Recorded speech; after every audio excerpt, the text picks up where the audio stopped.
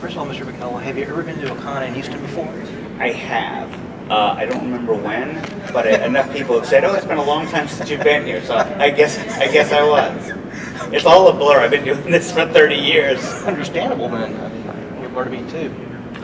Hey, with your work in movies, do you prefer or still find it enjoyable doing production work on movies and comics at the same time, or? Yeah, I mean, my job has always been and will always be comics. The stuff I did on film has always been a kind of fun little sideline. Right. I'm not that good at what I do in film, Okay. so there's not much sense for me to work at film. I don't think I had the opportunity to shift to another career in Right. film.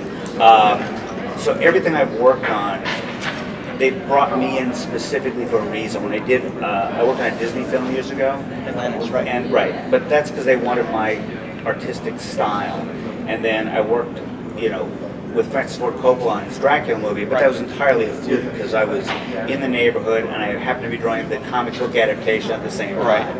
And then the only other stuff I've done has been with Del Toro, who wanted to make Hellboy. Right. So he wanted me there as kind of a consultant. Which Right. is why my credit is generally, at least on all the Del Toro pictures, visual consultant. Because it's a good bullshit term that doesn't really pin you down as actually being responsible for anything.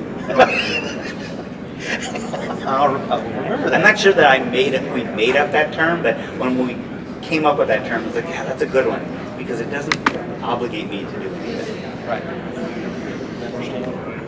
And going along those lines, how do you see how comic book movies affect the popularity of certain characters? Well, I mean, I'd love to think that after 20 years I'd still be drawing Hellboy if there hadn't been a movie, but I don't know. I mean, there's so much out there. There are so many comics out there, so many characters floating around. Having a movie does separate you from the pack. Right. And it gives you awareness outside the comic book world. That doesn't mean that everybody who sees the movie is going to read the comic. What it does mean is, if I'm on an airplane, sitting next to somebody, and we talk about what I do, chances are, well, there's at least now a 50 or 75% chance that they will have heard of Hellboy. Right. Especially and maybe they saw the movie, or they heard about the movie, or their kids love the movie. There's a 5% chance at most that they know it's a comic. Right. But at least it's out there. It's a little bit more known, and that makes a difference. And certainly around the time of the movie, it's very good for book sales. So I'm sure it is. Okay. I highly recommend to people that they get a movie if they can. It's very good. It is. I both really enjoyed it. Thank you. Okay, with Hellboy, how do you distill down the intellectual, literate Lovecraftian ideas to a blue-collar monster hunter wise guy? It just seemed very easy. I mean, Hellboy is entirely made out of everything that I've read, everything that old movies I like. I really do take everything I like and try to stuff it in there. But the central character is just me. It's just my personality. A little my father mixed in with me. And that's the central character. I wouldn't know how to write a guy who was yakking on and on about Lovecraftian stuff, blah, blah, blah. I couldn't make my main character that guy. Right. I just had to have me there to respond to the other stuff. Right. Last question. Do you see the pulpy feel comics like Lobster Johnson, Hellboy becoming more popular than they are now? Because there's a whole movement, like Moonstone Books has their own pulp line now. So do you see those kind of getting more popular or kind of just staying where they are? I don't know. I mean, all that stuff is such a niche. I don't get any sense that stuff is blowing up any more than it is.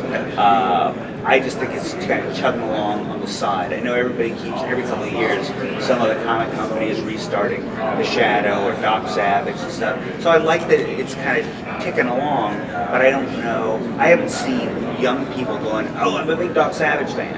I mean, I know I've got an entire book, cabinet in my guest room that's all pulp reprints. Right. Spider, Shadow, all that stuff. And I go, that's a wonderful collection of books that my daughter's going to burn in the yard when I'm dead. I got a great collection of books that there's not going to be anybody left when I go that's going to give a shit about any of that stuff. I hope I'm wrong, but yeah, I mean, I just haven't seen any evidence that it's a big trend coming on, unless somebody makes a really good shadow movie or something. It really needs something outside of the book market. In this day and age, it needs something outside that book market to spark a real, make it fashionable again. Thank you very much, Mr. Mignola. I appreciate your time, sir. My pleasure. Thank you.